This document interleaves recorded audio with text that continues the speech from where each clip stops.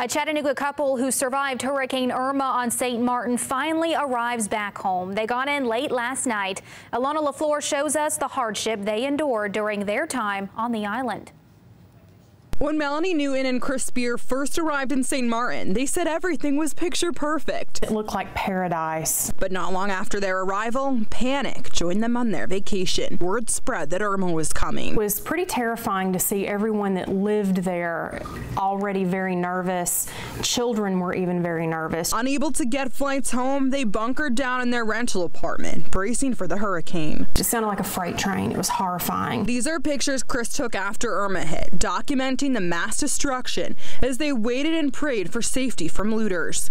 They were on the French side of the island, and military police told them they didn't have a plan yet for them to go home. We had to go to the Dutch side to get off of the island.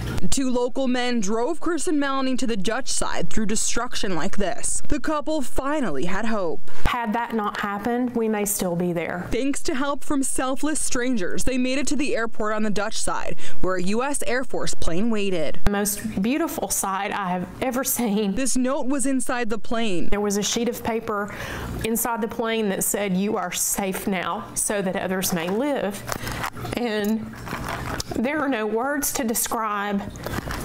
At that moment, that's when I knew that we were going to be okay. Days and days spent in survival mode was almost over. The couple flew to Puerto Rico, where they stayed for 5 days until they finally got a flight back home. We're all survivors. They arrived home to find a house filled with welcome balloons and banners from friends. It was a comforting sight after the worst ordeal they'd ever experienced. In Chattanooga, Alana LaFleur.